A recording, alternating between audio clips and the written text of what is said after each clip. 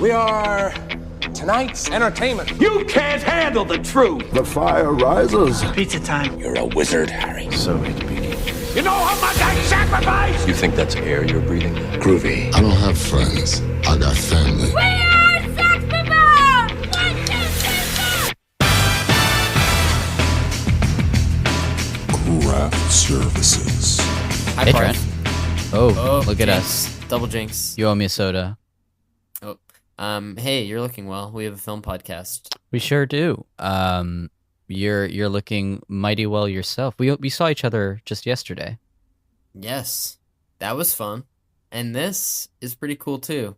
What have you been eating? Well, Trent, I'll tell you what I've been eating and what I've been drinking most recently. Most recently to eat from my parents bought this like microwavable pad thai thing, where it's like in a little box and then you microwave it for a minute and a half and you have like a small serving of pad thai.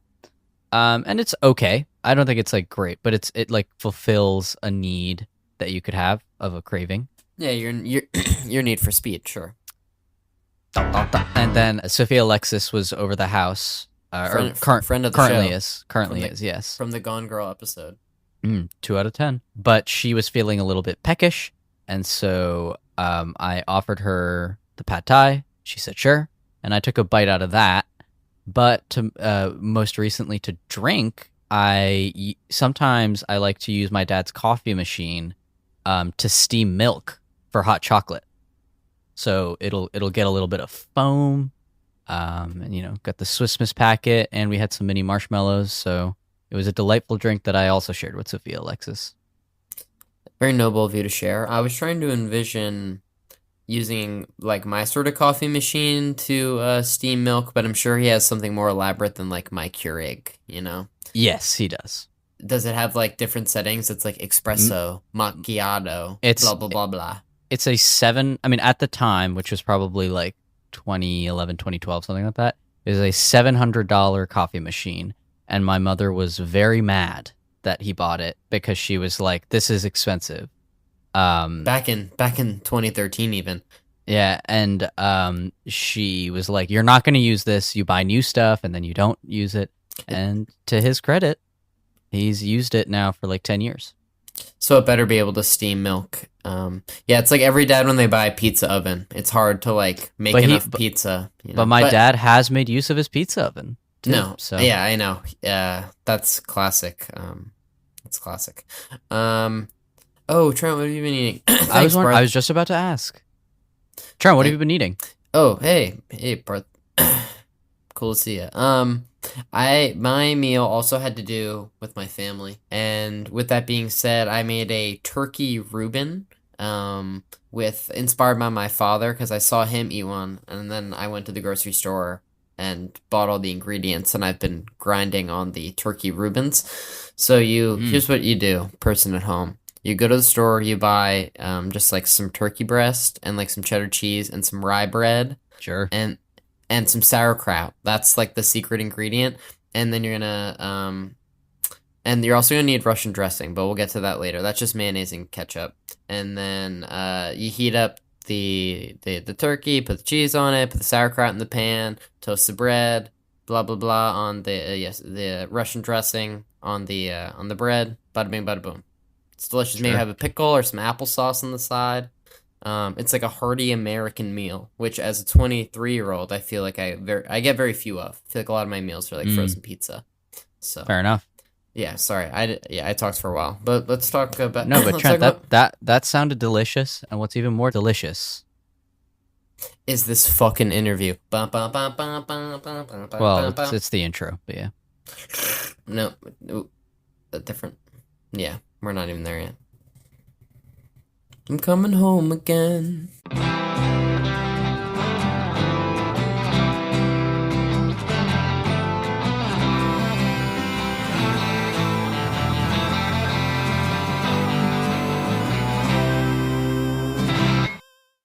Welcome back to Craft Services, where we talk about the movies. Each week we talk about a film and hopefully have a crew member of that film to talk with us about their experience working on the picture.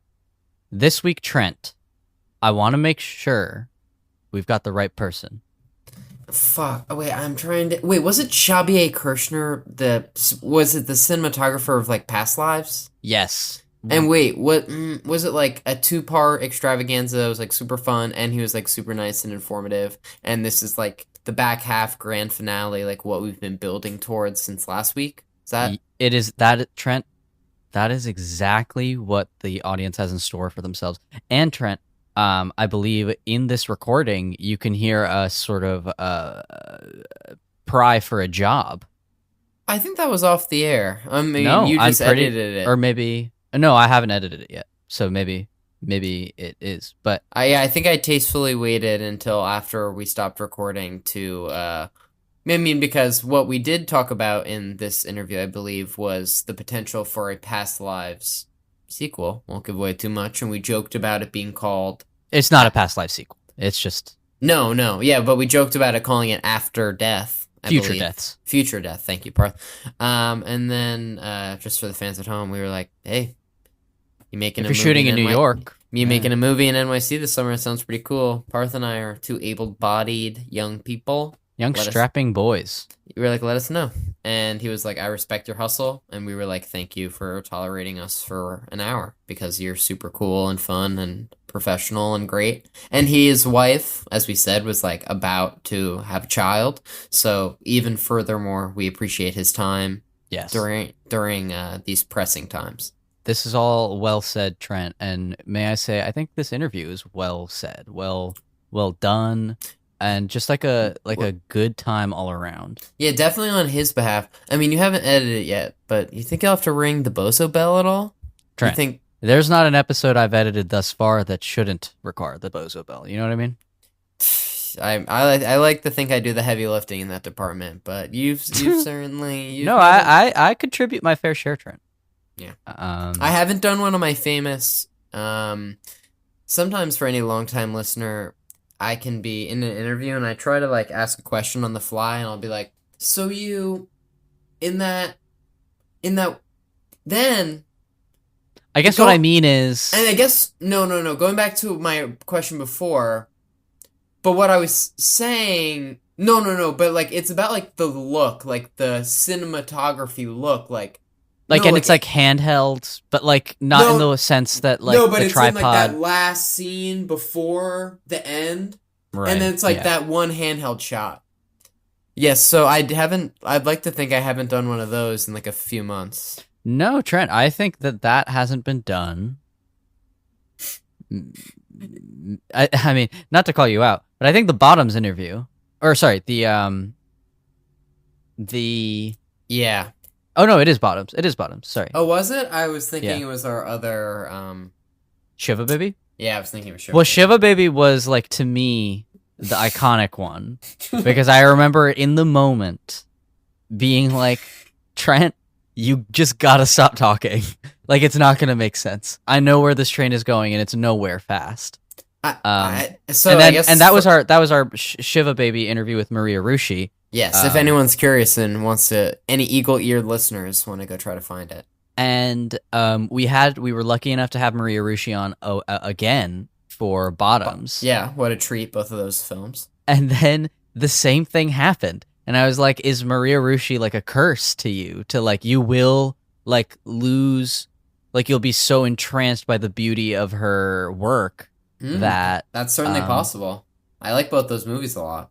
That your ability to ask a question, a coherent question, sort of, yeah. Do you think through the falters. power of editing, you like made it much like less? Much worse. Really? Far, I was far gonna ask worse. if you maybe made it better. No. You enhanced I it? like when I sound better.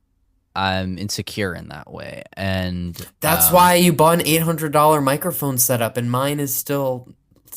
That's why I sound less fucking good than Parth right now. But yeah, so as if there wasn't enough of an imbalance, now it's like really Trey, the writing's on the wall, people. the honest to God truth is, I did try to edit it down to make it less bad, but there's only so much that one a could do. human person can do. But let One me just say, one person that does not require the bozo bell is Shabier Kirchner. In part 2 Exactly. of this interview. let's get this shit back on track. Yep. And folks, enjoy.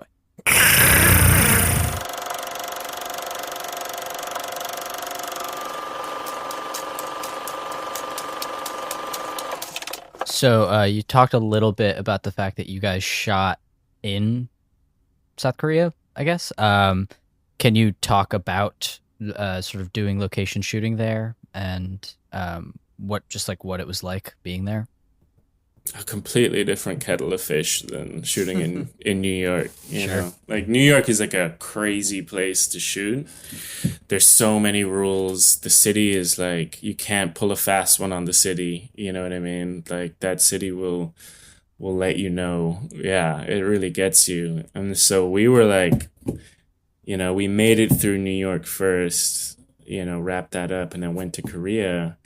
And it was like the system over there is pretty amazing, but this, like, you know, we wanted that opening shot was like a crane across a street and it was like sort of jibbing down, but like you can't lock off roads in Korea, you know, so you just have like an army of PAs just like standing in front of traffic, and you hold traffic as long as possible until you can't anymore, and then you have like a grip team that works like, you know, Formula One pit crew that just pull the track up, let the cars through, and drop it back down before you can really even think about what just happened. It was a really amazing contrast, and was like, it's a perfect way to sort of wrap the shoot up in Korea. And then we were also like, you know, by that point we were a pretty well-oiled machine. A lot of the crew came. A lot of department heads came with us, and camera team came with us, and Celine was like, you know, had worked with the children in the States, well, at least young Nora, and we kind of knew the whole story and what we got, and the language was so set that when we went to Korea, we like, you know, it was pretty quick. And then we were shipping all the film out to New York because there was nowhere to get the film developed, because it was COVID and we couldn't get it over to Japan. So we had to ship it back to New York. And those turnarounds for dailies were like, you know, 3 days or 4 days until we saw what we got, you know. So it was just like a lot of trust and a lot of confidence from Celine in terms of just what we had in the can, you know. And there was a lot of sleepless nights on my end because I just wasn't seeing what we were getting, you know, and hoping that it was all exposed and our labs were good and it was all in focus, which it was, you know, everything was great.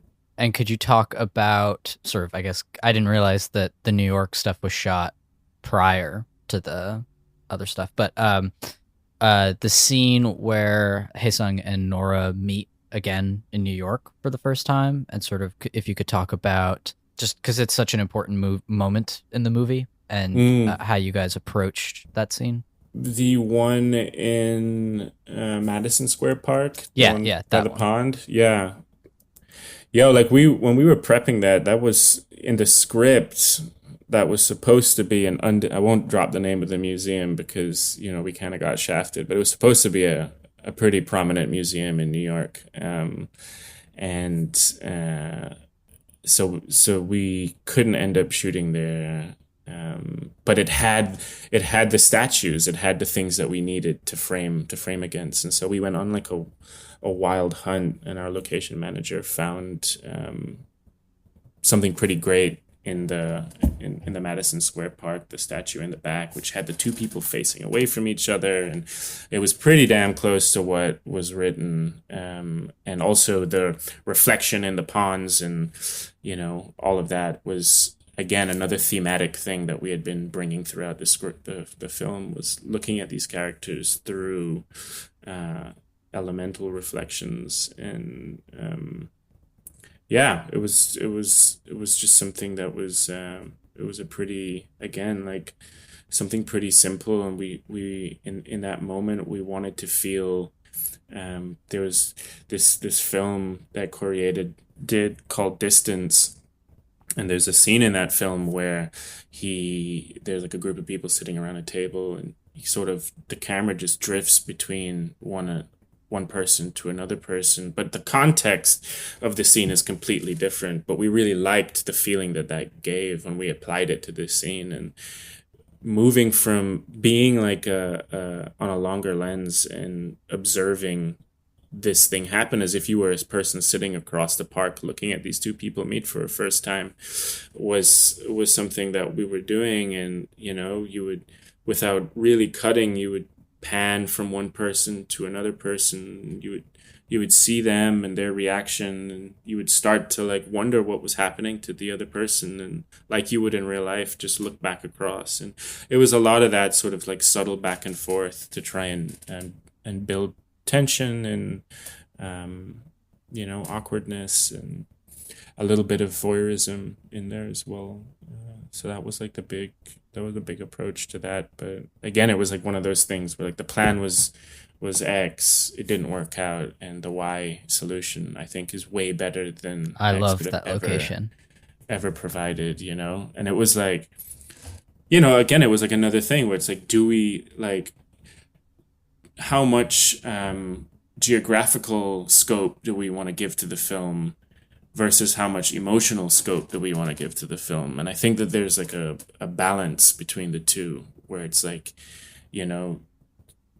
we just had to like try and figure out like, if we went too big, if we kept on getting big empty wide shots of the city all the time, then like, would that take away from the sort of vacuum that this relationship exists within? You know what I mean? Like, and so that was always something that we were fighting against, because it's like, well, we're out here in this park, but we're just facing a statue. Like behind us, there's like, the Flatiron Tower or whatever was in the background. Like all of this looks amazing. In Maya Angelou sculpture over there, like there's people, but it was the wrong thing to do. So we would have to sort of like, cuff ourselves to what we set out to do. And this is where the story is king, and you just got to sort of honor that and follow that as much as tempting as it is to get the cool stuff.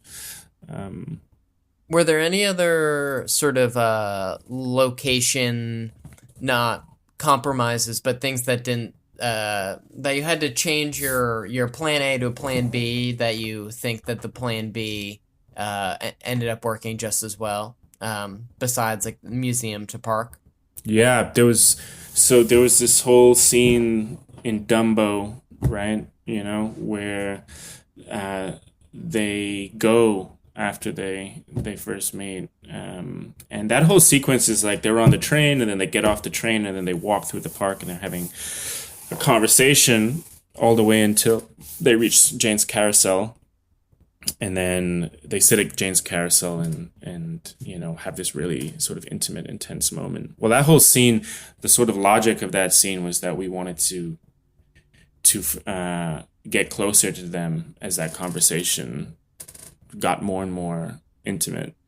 And so we started big and wide and super deep stop, I think F16 or something like that. And we did that. Then we cut. We had like a long tracking shot across Jane's to the edge of the carousel where they were leaning over looking at the city. And then the final moment where they go and sit in front of the carousel, that whole shot was supposed to be, we had the techno crane rigged up, and it was supposed to be like a slow 180 as that conversation was happening around them. And by the end of it, you would like end behind them, and the sun was like setting behind the building, right? Like that was the plan. And we had like gone there, like, I don't know, 10 times and rehearsed it.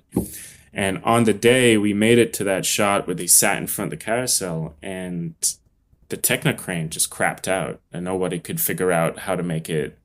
It was just like a complete technical error, and the light was setting, and basically we didn't even have time to take it off the head and put it onto a tripod. It just went and just held the head in place while that conversation happened. And it was like, the thing was like slowly drifting, throughout the shot, but it was absolutely heartbreaking at the time that happened, because we had put so much emphasis onto that shot in that moment. And, I was like tears afterwards, and I was devastated, and, but then I see the film cut together, and I see how sort of important that moment is, that we don't move at all, and the thing that's spinning, the thing that's moving between them in an anti-clockwise fashion is the carousel in the background, and that sort of hypnotic, unwinding of time, and the symbolism that ends up taking on is so much more powerful than a fancy crane move around them, and I'm just so grateful that the fucking technology crapped out, you know what I mean? Because it would have been something completely different, and that's become, one of my most favorite images of the film, and one of the most sort of like came the poster. emphatic.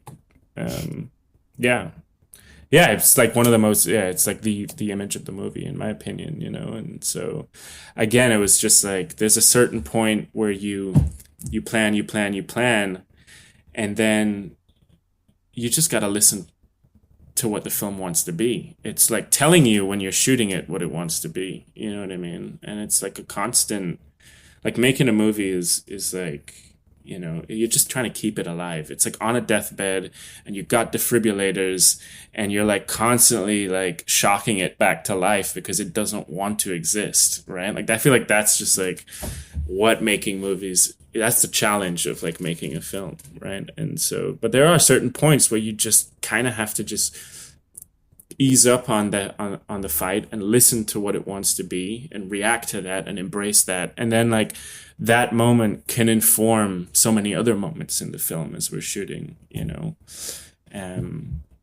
which is great, like I remember while we were shortlisting the movie, we spoke about, that last scene in the film, that walk from the apartment to the Uber and back to the apartment. And before we had really gotten into, left to right camera movement to be a representation of time, I had asked Celine, I was like, well, what direction do you think they should walk? And she was like, oh, they should move right to left, and then drop him off in the past, and then move from left to right back to her future and walk up some stairs. And that moment was like a eureka moment, and that informed the rest of the movie on how we move the camera, and it was just like through that exploration, it just like a kind of like not even like a throwaway comment, but just like a very simple question that was like, I don't even know if I consciously asked her. It was just like, oh yeah, what direction should she walk? And that just informed how the camera moved for the rest of the movie. So stuff like that is like really amazing when you see it put together and it's all working, Just, I mean, that since you brought it up, that sort of ending sequence of her dropping him off and then coming back, just like, how many times did you shoot that? Because that's like one of my favorite moments of 2023 in film. Well, man, let me tell you, that was like Friday night, East Village, East First. I'm sure there was no noise. It was chaos. It was chaos on that street. To the right and to the left of that 150 foot of track were like wasted college students being held off by PAs, and these actors have to act as if it's like, 5 a.m. or, and I think we ended up getting like 4 or 5 takes, it was like one of those scenes where we didn't fully, we had to get all of the sort of like store owners to agree and homeowners to agree to let us, light, and that staircase going up to the final apartment was something that came together super last minute. Our location, I think it was like on the day of shooting, we didn't even know if we could use that staircase, and then Joe, our location manager, like worked a miracle and ended up like getting the lady to use her stoop. But we kind of just went in with a hope and a prayer that this whole thing was going to work. It was like an impossibility. Like the city was like trying to make that scene not happen, and it was it was one of those moments where like when we wrapped, at 4 a.m. You know, the whole crew stayed and stood on that corner and drank beer and ate fried chicken until like 9 o'clock in the morning, just celebrating that monumental victory, you know, like the success. Because that wasn't supposed to happen. It was like, we kind of went into that day being like, I don't even know if this is going to be possible. But Celine was like, the film dies on this hill, lives and dies on this hill, you know, like we have to figure it out. And we did. But it was really, yeah, it was like 150 foot of track. And we had like Andrew Hubbard, our gaffer, had lit all the individual stores and through practicals. And we had like a crane on one end of the street with a big light source over the top and tracer lights picking them out as they walk. They walk into hot spots and dark spots and stuff. And yeah, it was really, it was something special. But it was exactly the thing that we had planned it to be, you know. It was, and that's like such a huge testament to Celine, who had the confidence to play that all out in a sequence like that, you know. At one point, I thought that she was like, I don't even think we need coverage by the car. And I was like, oh my God. But then she was like, no. This is I'm just messing around with you. Of course we need coverage by the car. But it was just, yeah, it was great. It was amazing. It's like a testament to her, just to her as a filmmaker and her surety and yeah. I guess the last past lives related thing I wanted to ask was just I heard that the actors for Haesung and Arthur did not meet until, like, they met for the first time on camera. Yeah, they met for the first time in that scene. And is the take that we see in the movie, that's the one where they meet for real? That's the one. Yeah. What was it like coordinating that? Yeah, just if you could talk about that. Yeah, I mean, it was, again, camera-wise, lighting-wise, it was a very simple thing on our end. It was more so just like sort of like the lead up to that. This, you know, you hear about, you know, filmmakers using reality in advantage of their film, and I was kind of unsure like what it was, you know, how that was going to go down. But again, like another testament to Celine just sticking to her guns and holding out. And they're both like fantastic actors, but that first take is the best, is the one. She did the same thing with the hug in Madison Square Park. You know, she didn't let Haesung or Greta and Teo touch each other. You know, they always had to keep a distance when on set or passing each other. They weren't allowed to interact physically. You know, no hugs, no handshakes, no nothing. And so the first time you see that happen on camera is the first time that happened in real life. You know. Another film you worked on that we wanted to ask about was Small Axe with Steve McQueen. If there's just any sort of rapid fire thing you could talk about having worked on that project. Yeah, I mean, it was that. I don't think there's anything rapid fire about talking about that project. It was like, you know, 5 different films, and you know, I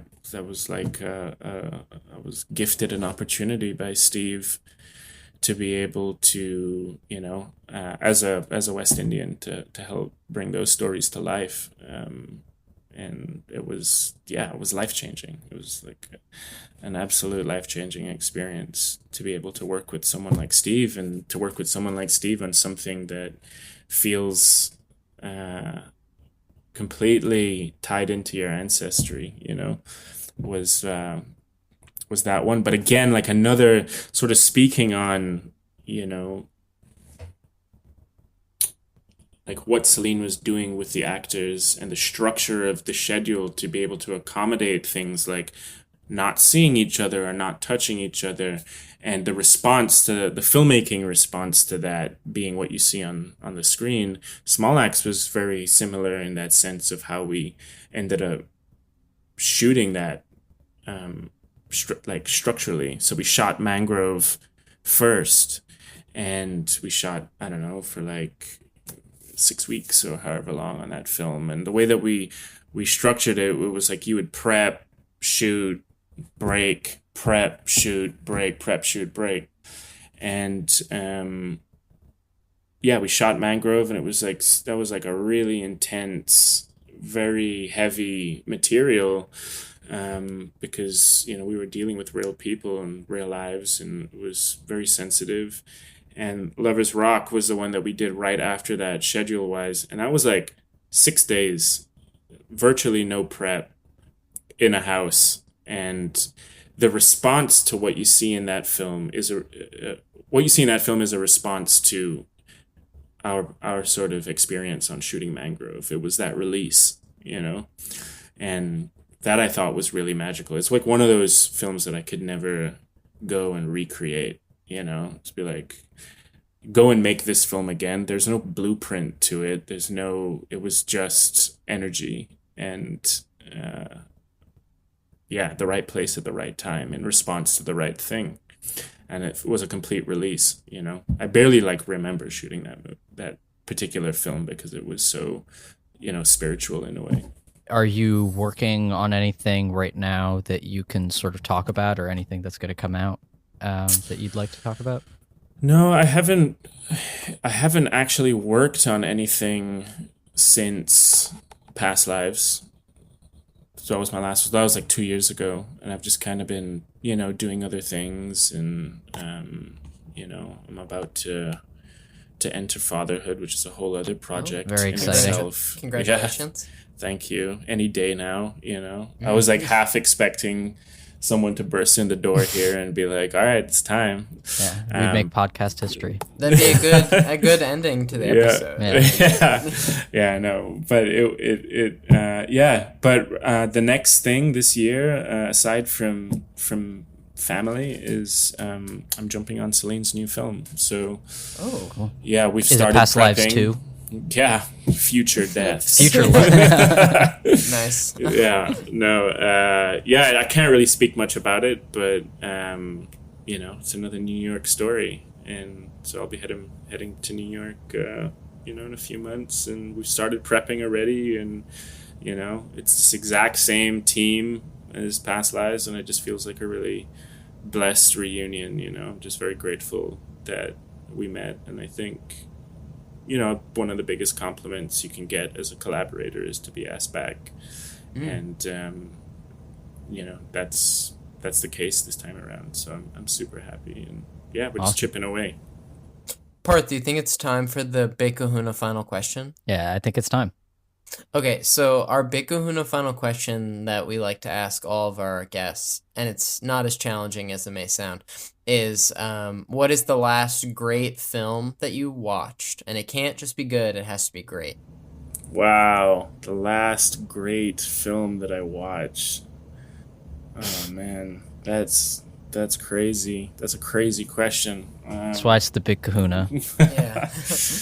It can't be good. It has to be great. I think I just recently rewatched Ensemble, and I just do you know that film? Denis Is that Villeneuve? yeah? I haven't seen it, but I know of the movie. Yeah, I mean, without sort of giving too much away, I just think it's for me like a master class in storytelling, and like just such an amazing thriller. And I can't it's hard to talk about the film without spoiling it, sullying it. But that was the last one that I had seen. I'd seen it like many times before that, but it's definitely one of the films like I revisit from time to time just to be like, God damn, this guy knows how to tell stories. And I rewatched Taipei Story the other day, and have you seen that? Edward Yang. No. yeah, that's another powerhouse. Edward Yang just knows so much about people. It's unreal. And his universality of family storytelling is amazing. So that was truly, yeah, a good film too. Great film. Yeah, it better be great. Awesome. Trent, you mind if I close this out? Close this out, Parth. Yeah, thank you so much, Shabier Kirchner, for coming on the show. He's the cinematographer for Celine Song's Past Lives. Thank you very much for having me.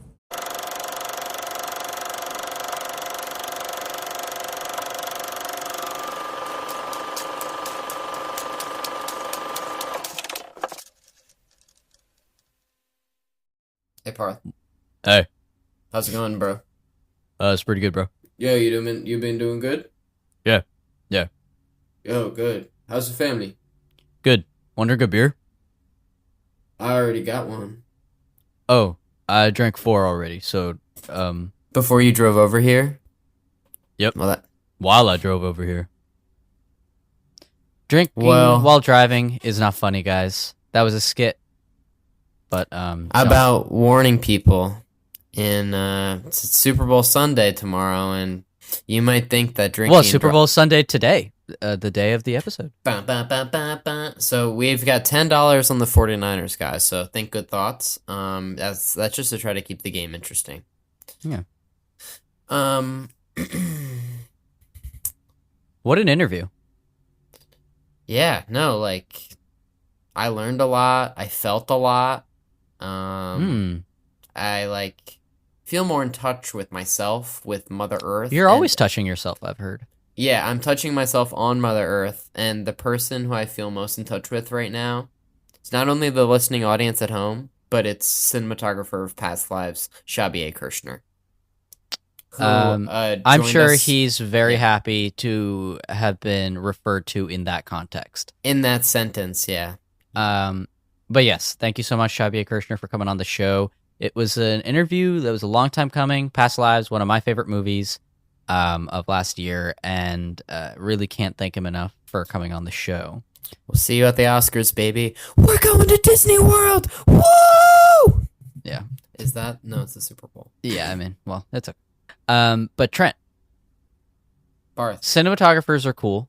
And cinematographers are great, even. Yeah, I like them. We've had a few over the years. But, like, if, like, every cinematographer, like, you make a bad shot every now and then. And if, like, someone doesn't cut that stuff out of the movie, then what are you doing? what do you, like, well, you're just, like, it's not going to look good. You're going to look like the bozo bell might have to ring for you. So it sounds to me like, no, like, don't get me wrong. I love DPs. Like, they do a lot of cool stuff.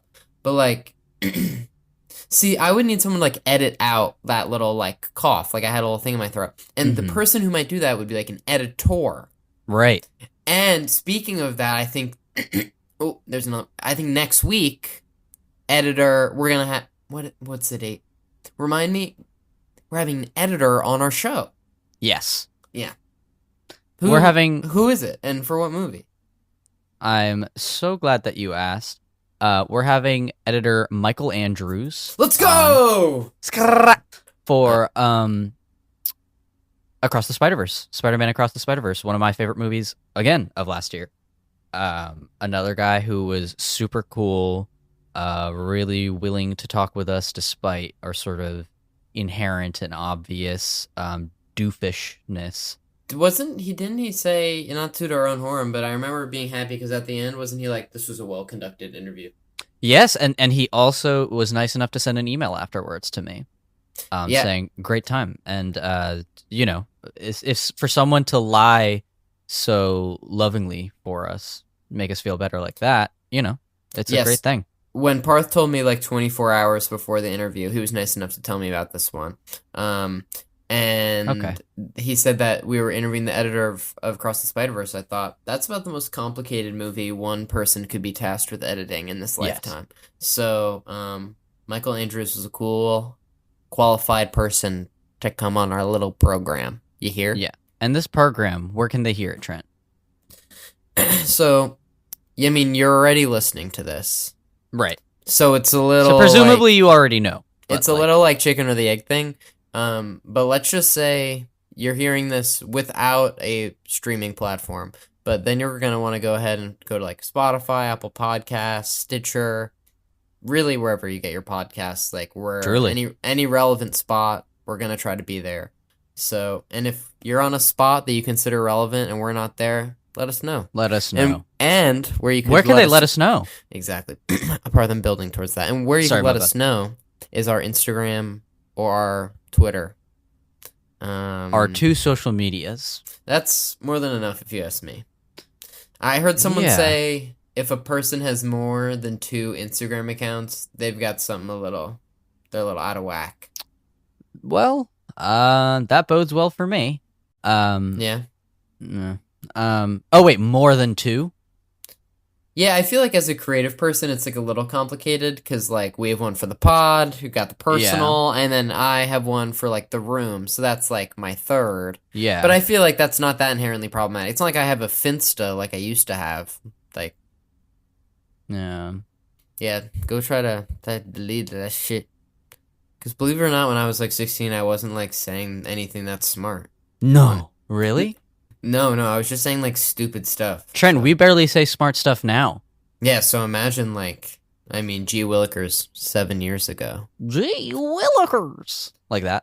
Yeah. All right, Okay. guys. Thank you so much for listening. Thank you, Shabier Kirchner, and check us out next week for editor Michael Andrews on Spider-Man Across the Spider-Verse. Bye, guys.